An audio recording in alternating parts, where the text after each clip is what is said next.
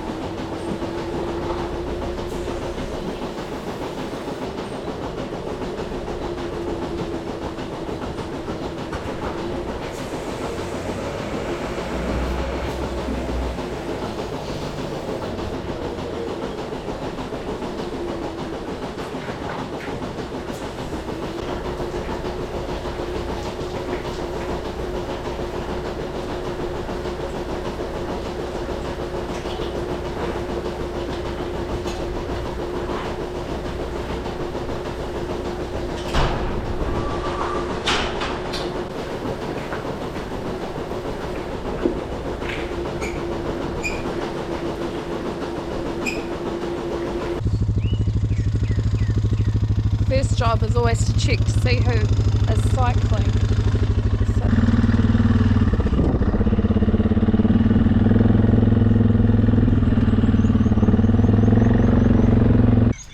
If you've been watching our videos for a little while now, you'll know that we do have some unusual problems with our milking shorthorns.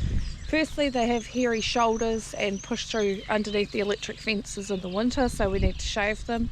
Most of our milking shorthorn crosses that we have at one stage or another needed a nose ring because they drink milk off each other. And then I've encountered a new milking shorthorn problem. So each morning I come in here, I have my spotlight, and I'm basically, as they're walking to the front of the paddock, I'm looking for cows that are behaving strangely. I'm looking for cows that are walking to the front of the paddock erratically. So not walking in a straight line, making a heap of noise, looking around, just behaving, well, it's kind of like spot the drunk. And most mornings when I come here, there'll be at least one milking shorthorn who is doing all of those things, but not cycling. They just do it because that's how they are. I'm at the stage of rotation at the moment where last round we were grazing paddocks that we couldn't mow because it was too wet, and some of them just ended up being dumping grounds where I gave them large areas so that they'd be full and happy when the weather was crap. And now we're getting back to the point in the rotation where we're actually grazing them. And so this paddock wasn't actually mowed last time, but it was mowed the time before. And I've had to graze it. So I had sort of originally thought that we'd need to be around a 22-day round, maybe 23 at this point. But because we had good rain last week, we've got more rain this afternoon. Moisture is just not a limiting factor at the moment, and so I've dropped out those paddocks quite aggressively for silage and hay. So there's about 12 hectares in total, and I'll do half of it for silage at the end of this week, and then the other half will be for hay, hopefully around the middle of December. And how I tell if it's too long for the cows is really easy. When I mow it, is it white underneath or is it green? If the base is white, then I consider it too long for the cows, and they'll probably drop in, their milk will drop because there's too much fibrous material in the bottom. It's really green where I've mowed, and so that to me indicates that there's not too much fibre in the base. So at the end of 3 weeks we had 16 cows that still needed to cycle. Of those 16 cows, 6 of them were milking shorthorns. So I basically only mate anything that is having a proper full standing heat, and I have to see them full standing or have evidence on their tails that they've been ridden well. There's 2 heifers that I hadn't seen cycling, and then 2 or 3 days later they had a bloody discharge, so I thought, yeah, there's a few light cycles here. And then I have all these non-cycling milking shorthorns. And I've told you how I look for the bulling cows in the morning. Well, the shorthorns are like that every single morning. There'll be at least one of them that is parading around the paddock looking for something interesting to do. And she will be looking around, walking in zigzags, making noise. And then the last 2 older cows have had sort of 3-day, we've mated them twice.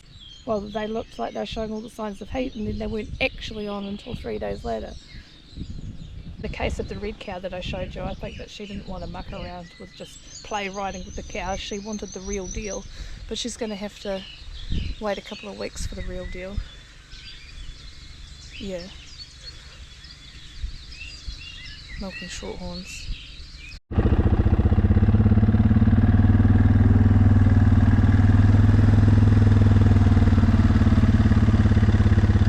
This time of the year I'm always trying to balance accumulating as many bales as possible for later in the season and throughout the winter. Feeding the cows as well as possible because we want to make some milk, but also protecting our rotation for the end of December. So 1st of January onwards I want to be at a 30-day round, and given how much hay this place can grow, if I have several weeks where I can't get it off, that does make me vulnerable towards the end of December. So that's why I'm going to take silage off this week. So I don't want to be carrying too much hay going into December, and then if the conditions allow and we're still growing it, I've got between December and the middle of February to accumulate bales there.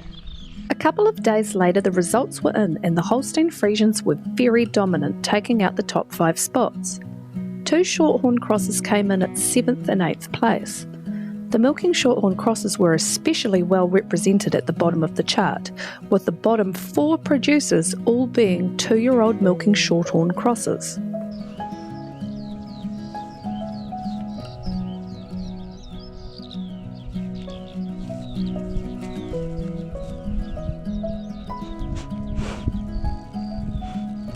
We are more than happy to work with 2-year-olds that are a little slow out of the blocks, provided they don't dry themselves off by Christmas. We haven't removed a cow for low production alone in years. 2-year-olds must overcome a lot in their first year in the main herd. These milking Shorthorn crosses made it doubly hard for themselves because they had to be weaned for the second time at the beginning of the season. I have also never seen them drinking from cows that don't have Shorthorn blood. If you're not sold on milking Shorthorns yet, then these lofty BWs will give you the nudge you need.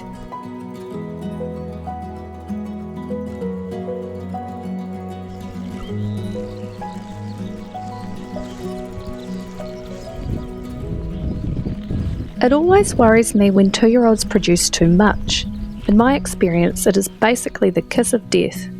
I can't think of a single example of our top producing 2-year-old going on to be a top older cow, but I can think of many examples of flat performing 2-year-olds that went on to be wonderful mature cows. I really believe that in farming, patience is an extremely undervalued commodity, and sometimes good things take time.